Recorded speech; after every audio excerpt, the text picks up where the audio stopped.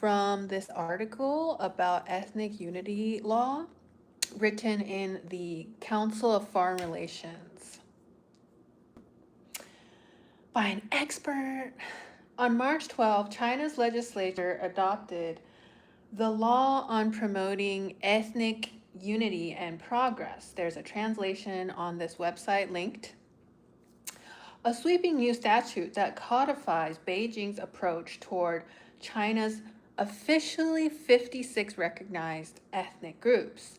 Substantively, the law enshrines a decades long shift towards assimilationist policies.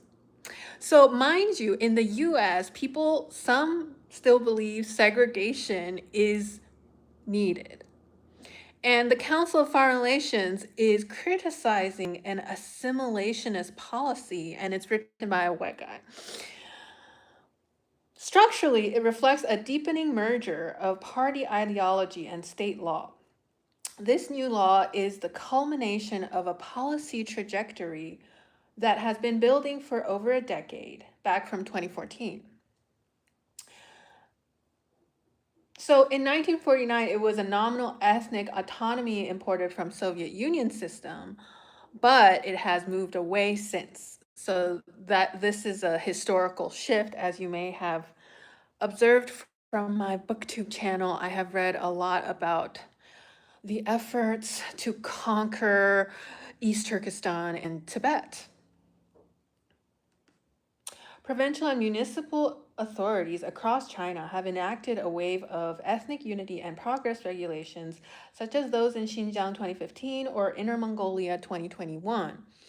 The new national legislation elevates this approach to the level of a national statute governing all of China. So before it was only for these two provinces, and now it's the entire country, except, Taiwan, because even though China mainland claims over that, they don't really have executive power there. The new law's core concept is captured by the term 筑牢, to forge or cast metal that forms a cage. I don't know why they did not translate the lao, which means cage or fence for animals.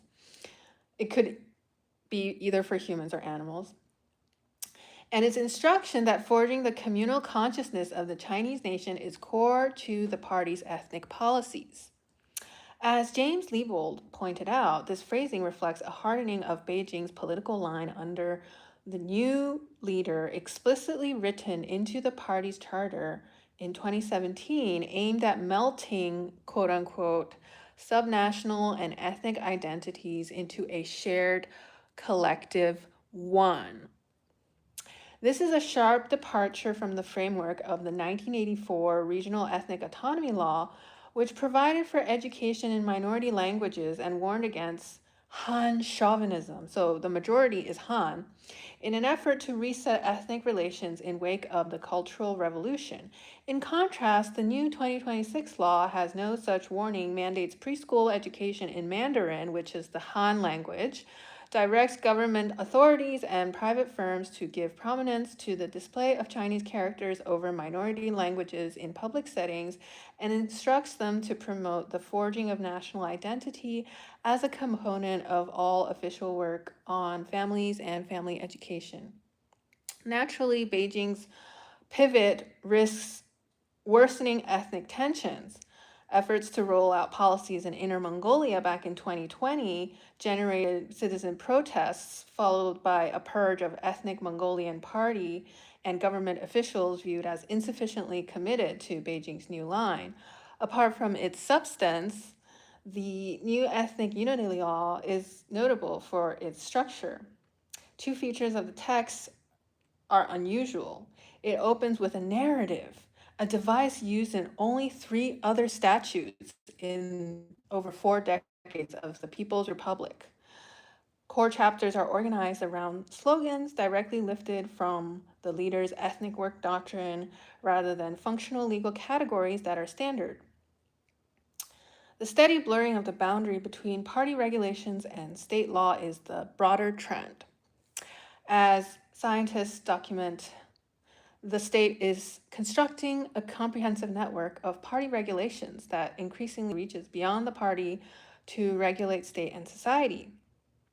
This process has involved the import of legal mechanisms within the party, such as introduction of filing and review mechanisms to verify whether regulations issued by lower party organs are compliant with the personal of the leader.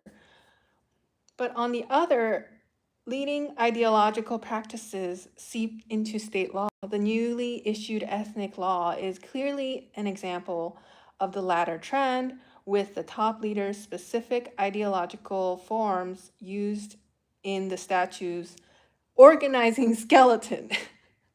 Taken together, both the substance and structure of the new law point in the same direction. China's reform era legal institutions and practices, the framework of nominal ethnic autonomy, and the conventions that maintain some degree of separation between party and state are eroding as the country moves into the counter reform era. I'm not sure what the last part means, but this is the author's analysis on Council of Foreign Relations. So there are a lot of people shaving their head, etc., to protest this abroad. If you do so abroad, you may face consequences. And also today, a Somali person almost spat on me, so I'm not gonna shave my head. You know, I need possible other ethnicities to be my friends. Anyways, take care. Bye.